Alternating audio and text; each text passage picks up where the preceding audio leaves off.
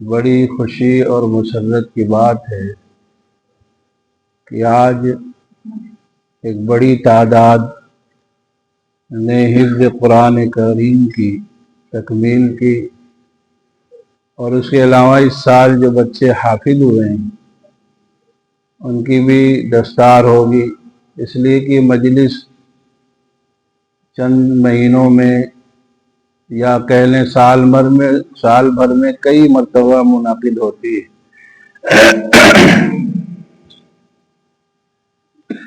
اس لیے اس وقت جو ابھی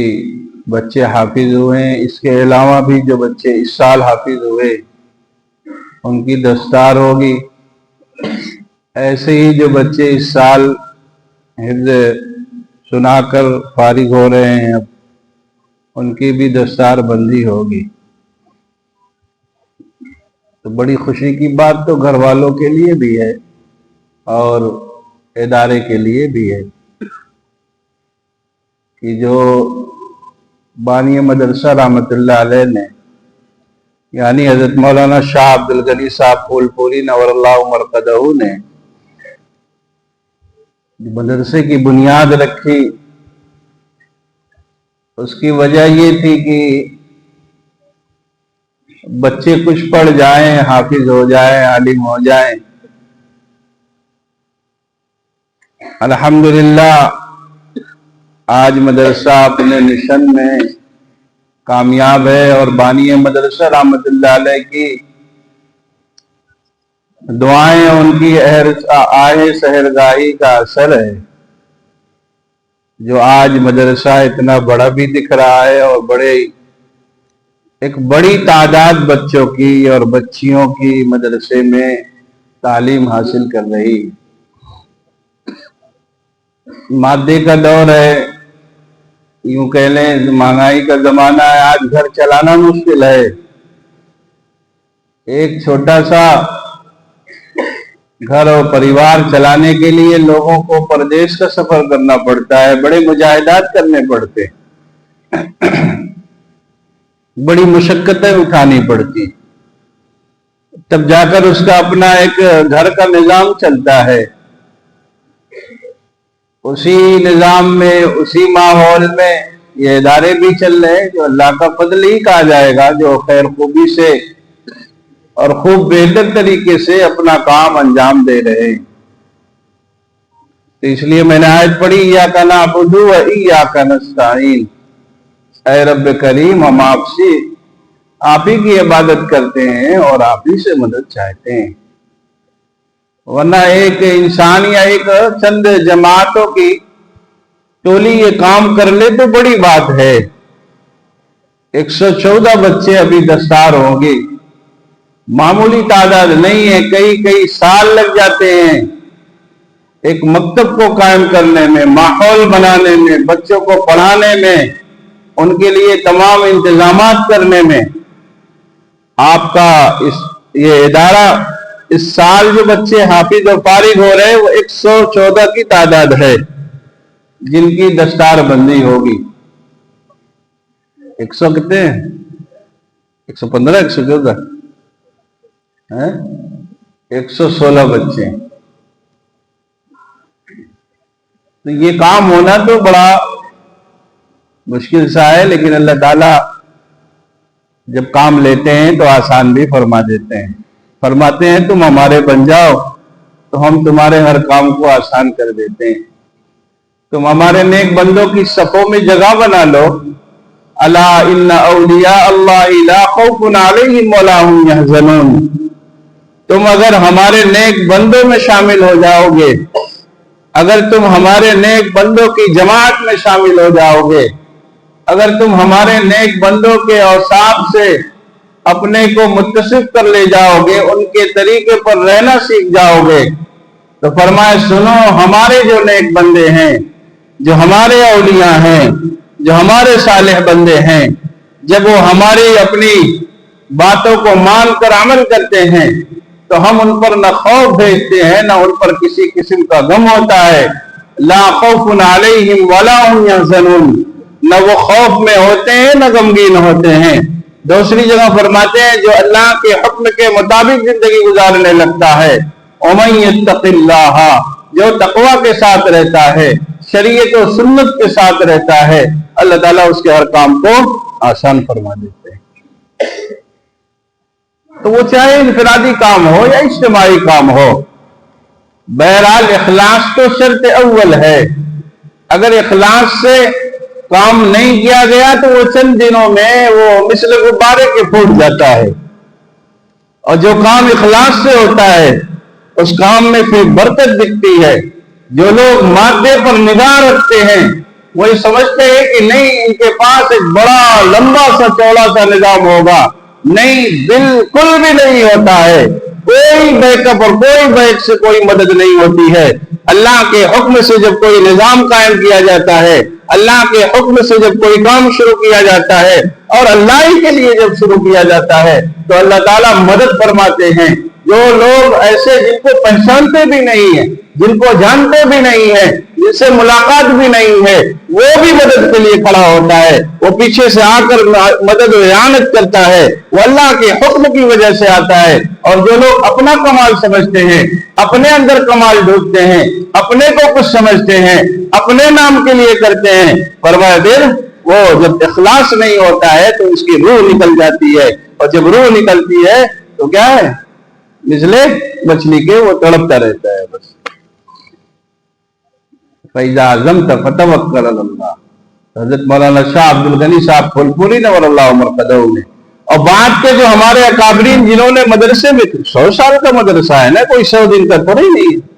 تو 100 سال میں تو کئی لوگ نہ لگے ہوں گے، تو بیچ کے جو لوگوں کا اخلاص تھا، جو ان کی للہیت تھی، بانی مدرسہ رحمت اللہ علیہ سے لے کر کے پچھلے جو حضرت والا رحمت اللہ علیہ گزرے ہیں تب تک کی یہ جو جماعت تھی، انہوں نے خالص اللہ کے لیے کام کیا، جو آپ کو یہ نظام دکھتا ہے۔ بعض لوگوں کو شبہ ہونے لگتا ہے، بات سمجھ میں نہیں آتی، وہ اپنے پر جب قیاس کرتے ہیں تو نہیں بات سمجھ میں آتی ہے۔ کوئی بھی کرے گا نہیں سمجھ میں آئے، کوئی بھی اگر اپنے پہ سوچے گا تو کیسے چلے گا بھائی، نہیں چل سکتا۔ تو پھر وہ بیچارہ علول جلول باتیں کرتا ہے، پھر کیا کرتا ہے، بیوقوفی والی باتیں کرتا ہے۔ لیکن جب وہ اس صف میں کھڑا ہوتا ہے نا تب پھر اس کو بھی وہی دکھنے لگتا ہے۔ بہرحال تو میں یہ کہہ رہا تھا کہ یہ بڑی خوشی کی بات ہے کہ اللہ تعالیٰ نے ان بچوں کو حافظ بنایا۔ اب دعا یہ ہے کہ اللہ تعالیٰ انہیں آگے بھی تعلیم کا سلسلہ جاری رکھنے کی توفیق مرحمت فرمائے، اور انہیں جیسے اللہ تعالیٰ نے الفاظ قرآنی سے جو ہے ان کو حافظ بنائے، یعنی یاد کرنے والے یہ بنے، ایسے ہی اس کے معانی اور مطالب کو بھی جاننے والے جب بنے، اس کے لیے آگے کا سلسلہ یہ جاری رکھ سکے، اس کے لیے دعا ہے۔ اور گھر والوں کو بھی اللہ تعالیٰ نیک و صالح بننے کی توفیق مرحمت فرمائے۔ ان بچوں کے پڑھ لینے سے، ان بچوں کے حافظ بن جانے سے گھر کے لوگوں کی بھی زندگیوں میں اللہ انقلاب لے آئے، اور لوگوں کو بھی نماز تلاوت کا اہتمام کرنے والا بنائے، شریعت و سنت کے مطابق زندگی گزارنے کی فکر عطا فرمائے، اور گھر والوں کو بھی نیک و صالح مسلمان بننے کی فکر عطا فرمائے، گھر والوں کو بھی اللہ کے لیے کام کرنے کی، اللہ کے حکم پر زندگی گزارنے کی توفیق مرحمت فرمائے، اور رسول اللہ صلی اللہ علیہ وسلم کی سنتوں کا اہتمام کرنے والا بنائے، چاہے وہ خوشی کا موقع ہو یا غمی کا موقع ہو، خوشی کا موقع ہو یا غمی کا موقع ہو۔ ایک برائی پھر سے عام ہو گئی ہمارے یہاں، پہلے شادی کا جو لاک ڈاؤن سے پہلے بڑا اچھا نظام ہو گیا تھا، لوگ سادگی سے نکاح کرتے تھے، یعنی چند لوگ جاتے تھے اور سر میں نکاح ہو جاتا تھا۔ ادھر پھر 3-4 سال سے پھر ہنگامہ آرائی شروع ہو گئی، پوری بارات جائے گی اور بڑے بڑے جو ہے شامیانے لگیں گے، بڑے بڑے پروگرام۔ نہیں، پرہیز کرنا چاہیے، بچنا چاہیے، بچنا چاہیے حالات کے بھی اعتبار سے، اور خود کفایت سے کام لینا چاہیے۔ دعوت کی جائے، دعوت کے ہم خلاف نہیں ہیں، لیکن بڑا فضول کام ہونے لگا ہے۔ اگر اسی کو جو ہے ان چیزوں سے بچا جائے گا تو بہتر ہے، ان چیزوں سے اگر بچا جائے گا تو بہتر ہے، اپنے بھی لیے اور سماج کے لیے بھی، معاشرے کے لیے بھی، اور ایسے ہی جو ابھی ہمارے ملک کا حال ہے اس میں بھی بچنے کی ضرورت ہے۔ بہت سی جگہوں پر ایسا ہوا، لوگوں نے نمائش کی اور بعد میں پھنس گئے۔ تو یہ جو بات پہلے سے کہی جا رہی تھی، شادی سادگی سے کی جائے اور زیادہ ہنگامہ نہ کیا جائے، ٹھیک ہے دعوت دے دی جائے، لیکن دعوت میں بھی بڑا جو ہے اس میں فضول کام کیا جاتا ہے، اس سے بچنا چاہیے۔ میں اس کی کوئی بندش نہیں کر رہا کہ یہ ہونا چاہیے ہونا چاہیے، ہر آدمی سمجھدار ہے اور خوب زیادہ سمجھدار ہے، اس کو یہ بات سمجھ لینی چاہیے کہ ہمیں شریعت و سنت کے مطابق اپنے ہی زندگی کو گزارنا چاہیے، چاہے وہ خوشی کا موقع ہو یا غمی کا موقع ہو، ہر اعتبار سے اپنے کو شریعت کے جو ہے تابع بنانا چاہیے۔ رسول اللہ صلی اللہ علیہ وسلم نے جو باتیں فرمائی ہے اس پہ عمل کرنے کی کوشش کرنی چاہیے۔ اور آخری بات یہ ہے کہ یہ جو بچے حافظ ہوئے ہیں، اب ان کا ایک دستار کا نظام ہوگا۔ اس سے پہلے ایک بات یہ ہے کہ ہمارے وہ ایک صاحب ہیں حافظ خالد صاحب، حافظ محمد خالد صاحب ہیں، انہوں نے جو ہے سب بچوں کو، جو بچے حافظ ہوئے جو ہے انہوں نے 2,000 روپے کا انعام دیا ہے، تو بچے ابھی ان کو یہ بھی چیز مل جائے گی۔ اور انشاءاللہ جو ہے شنیچر اتوار سے جو بچے ایک مجلس میں قرآن سناتے ہیں، ان کا نظام ہے، اور ایک مجلس میں پورا قرآن سناتے ہیں، ایک مجلس میں پورا قرآن صبح فجر سے پہلے شروع کرتے ہیں اور عشاء تک وہ نظام چلتا ہے۔ اور اس میں جو بچے حافظ حصہ لیتے ہیں ان میں جو اول نمبر پہ آتا ہے تو اسے پھر عمرہ کے لیے بھیجا جاتا ہے، اس کے لیے کیا کہ عمرے کا نظام ہوتا ہے۔ تو اس لیے جو بچے حصہ لیے خوب محنت کریں گے، اور آپ لوگ بھی دعاؤں سے نوازیے کہ بڑی ہمت اور حوصلے کی بات ہے کہ ایک مجلس میں قرآن سنانا، ہم لوگ تو ایک پاؤ پڑھنا مشکل ہو جاتا ہے، 2 صفحہ پڑھنا مشکل ہو جاتا ہے، 2 رکوع پڑھ لیں تو ٹھیک رہے گا کہ نہیں رہے گا، 2 صفحہ 4 صفحہ قرآن پڑھنا ہمارے لیے کیا ہوتا ہے، بڑا مشکل ہو جاتا ہے۔ تو یہ بچے جو ہمت کر رہے ہیں، اللہ تعالیٰ ان کو خوب باہمت بنائے، ان کو کیا بنائے، خوب باہمت بنائے، باحوصلہ بنائے، اور خوب ترقیات سے نوازے، اور جو ہم سب کو اللہ تعالیٰ نیک اور صالح بننے کی فکر عطا فرمائے۔ دیکھیں ایک بات ہے کہ وقت بہت قیمتی ہے اور بہت عارضی بھی ہے، بہت وقت محدود ہے ہر کسی کا، اس لیے اپنے اوقات کی قدر کرنی چاہیے، اس کو بیجا استعمال نہیں کرنا چاہیے، بازاروں میں چوراہوں میں بیٹھ کر اس کو ضائع نہیں کرنا چاہیے۔ بالخصوص نوجوانوں سے یہ بات درخواست ہے اور یہ بات کہی جا رہی کہ آپ اپنے اوقات کا صحیح استعمال کریں، ان یہودیوں اور نصرانیوں کے پیچھے جا کر ان کے کلچر کو اپنا کر کوئی خاص فائدہ حاصل ہونے والا نہیں ہے۔ اگر آپ نے شریعت پر چلنے کی کوشش کی اور آپ نے شریعت کے مطابق زندگی گزارا تو آپ کے لیے فائدے کی چیز ہوگی، اور ان کے پیچھے جا کر کچھ حاصل ہونے والا نہیں ہے۔ اللہ تعالیٰ نے قرآن کریم میں بات ارشاد فرمائی ہے، دیکھو ان کے پاس جا کر تم سوچتے ہو کہ باعزت ہو جاؤ گے، تو باعزت نہیں بن سکتے ہو۔ ایبتغون عندہم العزہ، کیا تم ان کے پاس جا کر عزت تلاشتے ہو؟ دیکھو عزت تو اللہ کے لیے، اللہ کے رسول صلی اللہ علیہ وسلم کے لیے، اور اللہ کے رسول صلی اللہ علیہ وسلم کی باتوں کو ماننے والوں کے لیے، بقیہ لوگوں کے لیے کوئی عزت نہیں ہے۔ اس لیے نوجوانوں کو یہ بات بہت زیادہ ذہن میں بیٹھانے کی ضرورت ہے کہ اپنے اوقات کا صحیح استعمال کریں، جو اللہ نے انرجی دی ہے اس انرجی کو صحیح استعمال کیجیے، پڑھیے اور خوب پڑھیے، عصری علوم میں خوب مہارت حاصل کیجیے اور خوب مہارت حاصل کیجیے، تھوڑا نہیں، ایک دم آخر تک جائیے جہاں تک ہو سکے، اپنے کو یہ فضول کاموں میں نہ لگا کے رکھیے۔ ایسے ہی جو لوگ جو ذمہ دار قسم کے لوگ آئے ہوئے ہیں ان سے یہ بات میں یاد آ گئی کہ جو بچے ایسے ہیں جو کالج وغیرہ میں پڑھنا چاہتے ہیں یا پڑھ رہے ہوں، معلوم ہو جائے کہ ان کی جو ہے کوئی ضرورت ہے تو ان کو پورا کرنا چاہیے۔ اس وقت ان کی ضرورتوں کو پورا کرنا بھی ضروری ہے۔ اس وقت کیا ہے، جو بچے کالج میں یا اور آگے کی جو ہے پڑھائی پڑھ رہے ہوں اور جو ذمہ دار محلے گاؤں کا اسے معلوم ہو جائے کہ اسے کچھ ضرورت ہے تو اس کی چپ چاپ مدد ضرور کرنی چاہیے، تاکہ وہ بچہ پڑھ کر کے آگے کیا کرے گا، قوم کی خدمت کرے گا، لوگوں کی خدمت کرے گا، انسانیت کی خدمت کرے گا۔ اس میں بڑی کمی ہے، لوگ اس کی طرف توجہ نہیں دیتے ہیں۔ اگر اپنا بچہ ہے تو اس کو خوب پڑھانا چاہیے، اور اگر اپنا بچہ نہیں پڑھ رہا ہے تو اگر کسی محلے پڑوس کا پڑھ رہا ہو تو اس کی مدد کر دیجئے، اس بچے کو پڑھوا دیجئے، اس بچے کے پڑھانے میں جو ہے آپ محنت کیجئے، کوشش کیجئے، اور ضرورت پڑے تو اس کی مدد و اعانت بھی کیجئے۔ یہ وقت کا اہم ترین تقاضا ہے، یہ وقت کا اہم ترین تقاضا ہے۔ اس لیے آپ کے مدرسے میں کالج بھی کالج کھولنے مدرسے کا کوئی کام تھوڑے نہیں تھا، لیکن وقت کی ضرورت تھی، اس لیے کالج کا نظام بنایا گیا۔ اس کی ترتیب بنائی جا رہی. تو مدرسہ بیت العلوم ایک مدرسے کا نام. آخری بات, مدرسہ بیت العلوم ایک مدرسے کا نام نہیں ہے, ایک فکر کا نام ہے. ایک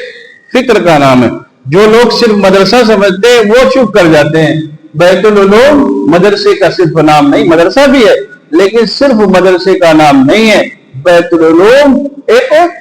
پیغام ہے, ایک سوچ ہے, ایک تحریک ہے, اور ایک مکمل طور پر لوگوں کے لیے راستہ دکھلانے کی جگہ ہے. اس لیے جب جس چیز کی ضرورت ہوتی ہے وہ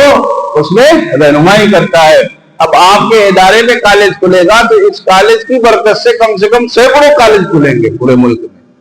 جو لوگ یہاں کے پڑھے ہوئے, جو لوگ یہاں سے تعلق رکھتے ہیں, جو لوگ یہاں سے محبت رکھتے ہیں, جب اس چیز کو دیکھیں گے تو بیت العلوم کیا ہے, فکر و نظر کا امام ہے. جہاں جس چیز کی ضرورت ہوتی اس کو پورا کرتا ہے. ابھی ضرورت تھی کہ بچوں کو پڑھایا جائے, بچوں کو خوب پڑھایا جائے اور خوب پڑھایا جائے. یہ میں تاکیداً کہہ رہا ہوں تاکہ آپ بات سمجھے. خوب پڑھایا جائے اور خوب پڑھایا جائے, اس لیے ایک نظام یہاں بھی ہے. تو جو لوگ بھی یہ بات سنیں گے, آگے بات جن تک پہنچے گی, ان کو بھی اس طرف توجہ دینا چاہیے کہ کم سے کم انٹر کالج تو 2-4 گاؤں میں 8 گاؤں میں ایک ہونا ضروری ہے,